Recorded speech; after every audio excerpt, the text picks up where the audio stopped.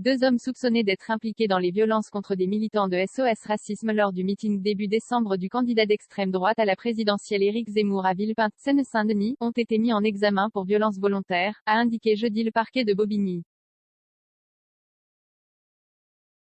L'un des mis en cause est le leader présumé du groupuscule d'ultra-droite Les Zouaves Paris Marc de Cacqueret, Valmenier, 23 ans, et l'autre un jeune homme âgé de 18 ans, a précisé le parquet. Tous deux ont été mis en examen pour violences volontaires aggravées et violences volontaires en réunion et placés sous contrôle judiciaire.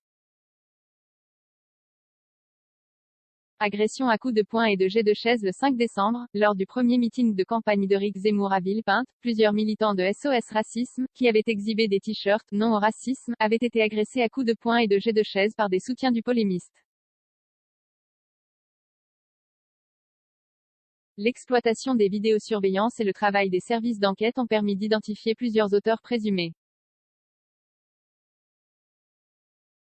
Plusieurs médias avaient aussi identifié Marc de Cacqueret, Valmenier, comme l'un des agresseurs présumés.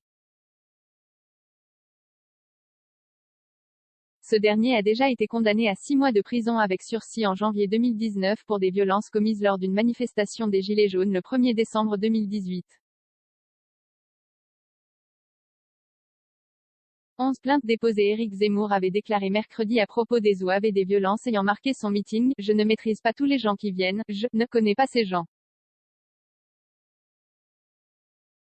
Ils étaient là, pas là, la justice tranchera ». Le candidat à la présidentielle a cependant estimé que les violences dénoncées étaient « epsilonesques, marginales », en accusant « des gens de SOS Racisme » de les avoir provoquées. 11 plaintes ont été déposées par les militants de SOS Racisme sur les 12 présents au meeting. Parmi eux, 9 se sont présentés aux unités médico-judiciaires qui ont délivré des certificats médicaux établissant des ITT allant de 0 à 8 jours, a indiqué le parquet. Procédure de dissolution pour les Zouaves. Gérald Darmanin a annoncé dimanche avoir engagé la procédure de dissolution des Zouaves, héritier du GUD, l'ancien syndicat étudiant d'extrême droite. Les Zouaves Paris, ZVP, ne sont pas constitués en association. Ils sont davantage un groupement de faits, de militants d'ultra-droite, déjà engagés auparavant, selon la chercheuse Marion Jacquet-Vaillant, docteur en sciences politiques qui a consacré sa thèse à la mouvance identitaire. Ces militants commencent à s'appeler Zouaves Paris, au début de l'année 2018, selon Madame Jacquet-Vaillant. Le groupuscule réunit aussi bien des anciens du GUD, aujourd'hui dissous, des néofascistes que des identitaires venus d'autres groupes, selon l'historien spécialiste de l'extrême droite Nicolas Lebourg.